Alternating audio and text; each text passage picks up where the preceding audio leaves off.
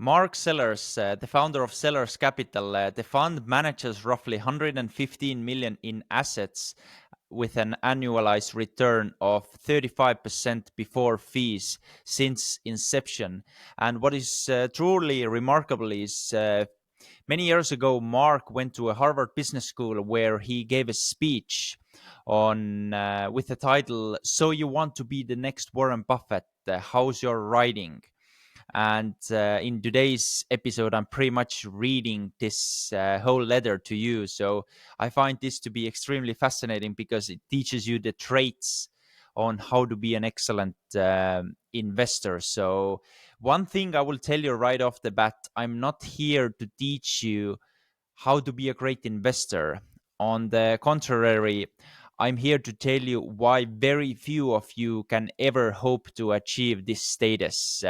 If you spend enough time studying investors like Charlie Munger, Warren Buffett, Bruce Berkovich, Bill Miller, Eddie Lampard, Bill Ackman, and people who have been similarly successful in the investment world, you will understand what I mean.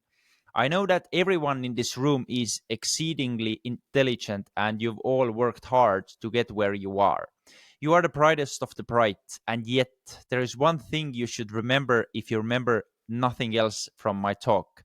You have almost no chance of being a great investor. You have a really, really low probability like 2% or less. And I'm adjusting for the fact that you all have high IQs and are hard workers and will have an MBA from one of the top business schools in the country soon. If this audience was just a random sample of population at large, the likelihood of anyone here becoming a great investor later on would be even less, like 1 to 50th of 1% or something. You all have a lot of advantages over Joe Investor, and yet you have almost no chance of standing out from the crowd over a long period of time. And the reason is that it doesn't much matter what your IQ is, or how many books or magazines or newspapers you have read, or how much experience you have, or will have later in your career. These are things that many people have, and yet almost none of them end up compounding 20% or 25% over their career. I know this is controversial thing to say, and I don't want to offend anyone in the audience. I'm not pointing out anyone specifically and saying you have almost no chance to be great. There are probably one or two people in this room who will end up compounding money at 20% for their career, but it's hard to tell in advance who those will be without knowing each of you personally. On the bright side, although most of you will not be able to compound money at 20% for your entire career, a lot of you will turn out to be good, above average investors because you are a skewed sample, the Harvard MBAs. A person can learn to be an above average investor. You can learn to do well enough if you're smart and hardworking and educated to keep up a good, high paying job in the investment business for your entire career. You can make millions without being a great investor. You can learn to outperform the averages by a couple of points a year through hard work and above average IQ and a lot of study. So there is no reason to be discouraged by what I'm saying today. You can have a really successful, lucrative career even if you're not the next Warren Buffett, but you can't compound money at 20% forever unless you have that hard wire into your brain from the age of 10 or 11 or 12. I'm not sure if it's nature or nurture, but by the time you're a teenager, if you don't already have it, you can't get it. By the time your brain is developed, you either have the ability to run circles around other investors or you don't. Going to Harvard won't change that, and reading every book ever written on investing won't either. Neither will years of experience. All of these things are necessary if you want to become a great investor, but in and of themselves aren't enough because all of them can be duplicated by competitors. As an analogy, Think about competitive strategy in the corporate world. I'm sure all of you have had or will have a strategy course while you're here. Maybe you'll study Michael Porter's research and his books, which is what I did on my own before I entered business school. I learned a lot from reading his books and still use it all the time when analyzing companies. Now, as a CEO of a company, what are the types of advantages that help protect you from the competition? How do you get to the point where you have a wide economic moat, as Buffett calls it? Well, one thing that isn't the source of moat is technology, because that can be duplicated and always will be eventually, if that's the only advantage you have. Your best hope in a situation like this is to be acquired or go public and sell all of your shares before investors realize you don't have the sustainable advantage. Technology is one type of advantage that's short lived. There are others, such as a good management team or a catchy advertising campaign or a hot fashion trend. These things produce temporary advantages, but they change over time or can be duplicated by competitors. An economic moat is a structural thing. It's like Southwest Airlines in the 90s. It was so deeply ingrained in the company's culture, in every employee, that no one could copy it. Even though everyone kind of knew how Southwest was doing it, if your competitors know your secret and yet still can't copy it, that's a structural advantage. That's a moat. The way I see it, there are really only four sources of economic moats that are hard to duplicate and thus long lasting. One source would be economic of scale and scope. Walmart is an example for this, as is Cintas in the uniform rental business, or a Procter and Gamble or Home Depot and Lowe's. Another source is the network effect, a la eBay or MasterCard or Visa or American Express. A third would be intellectual property rights, such as patents, trademarks, regulatory approvals, or customer goodwill. Disney, Nike, or Genentech would be good examples here.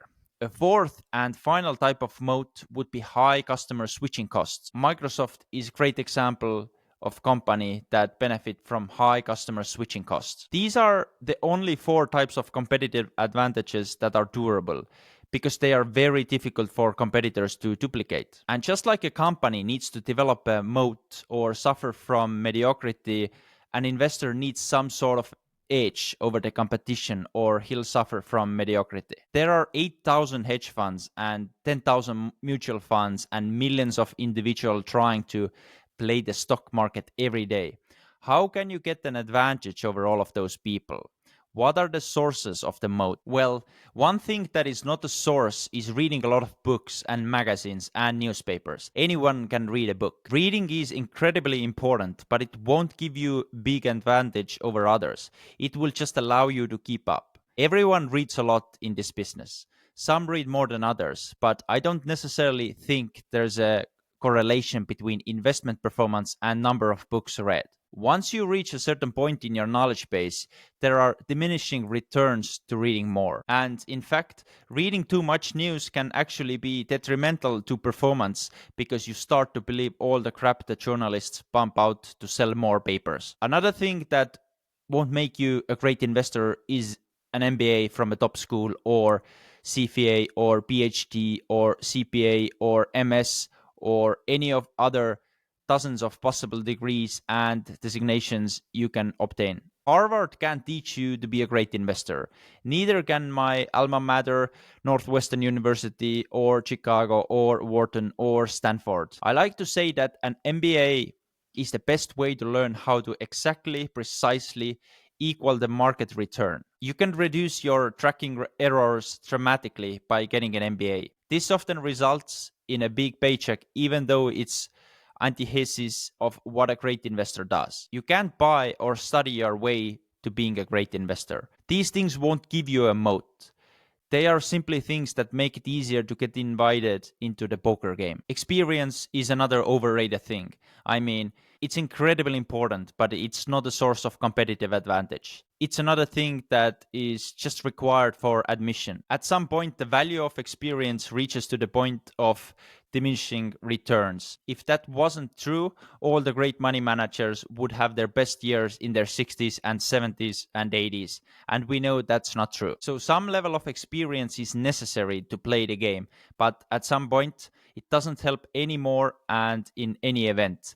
It's not a source of an economic moat for an investor. Charlie Munger talks about this when he says you can recognize when someone gets it right away.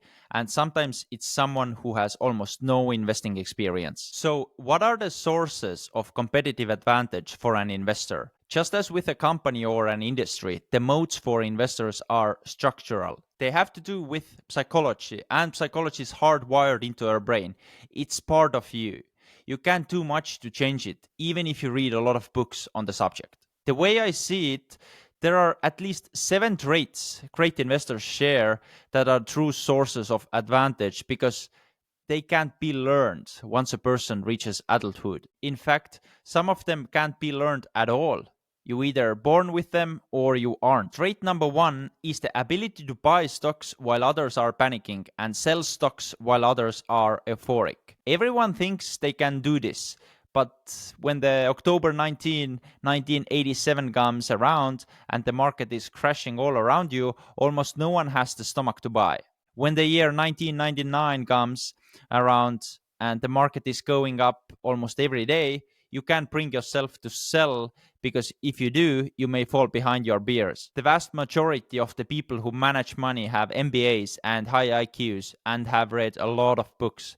By the late 1999, all these people knew with great certainty that stocks were overvalued, and yet they couldn't bring themselves to take money off the table because of the institutional imperative, as Buffett calls it. The second character trait of a great investor is that he's obsessive about playing the game and wanting to win. These people don't just enjoy investing, they live it. They wake up in the morning and the first thing they think about while they're still half asleep is a stock they have been researching or one of the stocks they are thinking about selling or what the greatest risk to their portfolio is and how they're going to neutralize that risk. They often have a hard time with personal relationships because though they may truly enjoy other people, they don't always give them much time. Their head is always in the clouds, dreaming about stocks. Unfortunately, you can't learn to be obsessive about something. You either are or you are not. And if you aren't, you can't be the next Bruce Berkovich. A third trait is the willingness to learn from past mistakes. The thing that is so hard for people and what sets some investors apart is an intense desire to learn from their own mistakes so they can avoid repeating them. Most people would much rather just move on and ignore the dumb things they've done in the past. I believe the term for this is repression, but if you ignore mistakes without fully analyzing them, you will undoubtedly make a similar mistakes later in your career. And in fact, even if you do analyze them, it's tough to avoid repeating the same mistakes. A fourth trait is an inherent sense of risk based on common sense. Most people know the story of long term capital management, where a team of 60 or 70 PhDs with sophisticated risk models failed to realize what, in retrospect, seemed obvious. They were dramatically over leveraged. They never stepped back and said to themselves, hey, even though the computer says it is okay, does it really make sense in real life? The ability to do this is not as prevalent among human beings as you might think. I believe the greatest risk control is common sense, but people fall into the habit of sleeping well at night because the computer says they should. They ignore common sense, a mistake I see repeated over and over in the investment world. Trait number 5. Great investors have confidence in their own convictions and stick with them, even when facing criticism. Buffett never get in the dot-com mania, though he was being criticized publicly for ignoring technology stocks. He stuck to his guns when everyone else was abandoning the value investing ship and Barron's was publishing a picture of him on the cover with a headline, "What's wrong, Warren?" Of course, it worked out brilliantly for him and made parents look like a perfect contrary indicator. Personally, I'm amazed at how little conviction most investors have in the stocks they buy. Instead of putting 20% of their portfolio into a stock, as the Kelly formula might say to do, they'll put 2% into it. Mathematically, using a Kelly formula, it can be shown that the 2% position is the equivalent of betting on a stock has only a 51% chance of going up and a 49% chance of going down. Why would you waste your time even making that bet? These guys are getting paid $1 million a year to identify stocks with a 51% chance of going up. It's insane. Sixth, it's important to have both sides of your brain working, not just the left side, the side that's good at math and organization. In business school, I met a lot of people who were incredibly smart, but those who were majoring in finance couldn't write worth a damn and had hard time coming up with inventive ways to look at the problem. I was a little shocked at this. I later learned that some really smart people have only one side of their brain working, and that is enough to do well, very well in the world, but not enough to be an entrepreneurial investor who thinks differently from the masses. On the other side, if the right side of a brain is dominant, you probably loathe math, and therefore you don't often find these people in the world of finance to begin with. So finance people tend to be the very left brain oriented, and I think that's the problem. I believe a great investor needs to have both sides turned on. As an investor, you need to perform calculations and have a logical investment thesis. This is your left brain working. But you also need to be able to do things such as charging a management team from subtle cues they give off. You need to be able to step back and take a big picture view of certain situations rather than just analyzing them to death. You need to have a sense of humor and humility and common sense. And most important, I believe you need to be a good writer. Look at Buffett. He's one of the best writers ever in the business world. It's not a coincidence that he's also one of the best investors of all time. If you can't write clearly, it is in my opinion, that you don't think very clearly. And if you don't think clearly, you're in trouble. There are a lot of people who have genius IQs who can't think clearly, though they can figure out bond or option pricing in their heads. And finally, the most important and rarest trait of all, the ability to live through volatility without changing your investment thought process. This is almost impossible for most people to do. When the chips are down, they have a terrible time not selling their stock at a loss. They have a really hard time getting themselves to average down or to put any money into stocks at all when the market is going down. People don't like short-term pain even if it would result in a better long-term results. Very few investors can handle the volatility required for high portfolio returns. They equate short-term volatility with risk. This is irrational.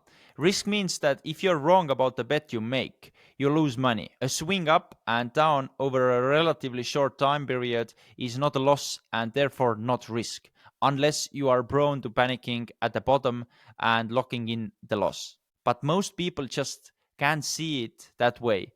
Their brains won't let them. Their panic instincts steps in and shuts down the normal brain function. I would argue that none of these traits can be learned once a person reaches adulthood. By the time your potential to be an outstanding investor later in life has already been determined. It can be honed, but not developed from scratch because it is mostly has to do with the way your brain is wired and experiences you have as a child. That doesn't mean financial education and reading and investing experience aren't important. Those are critical just to get into the game and keep playing, but those things can be copied by anyone. The 7 traits above can't be. And in here, Mr. Mark Sellers pretty much finishes the talk and says, I know that's a lot of information. I really hope you enjoyed that, whether you're a private equity investor, hedge fund manager, or a serial acquirer buying different businesses, or simply an entrepreneur building a business. Understanding those traits, yes, as Mark said, you can't really learn them or unlearn them, but I believe it's very important to understand that these traits exist and to be more aware of those. I hope you can achieve few percentage points higher returns in whatever you do with your companies, with your investments. So again, thanks a lot for listening, and see you in the next one.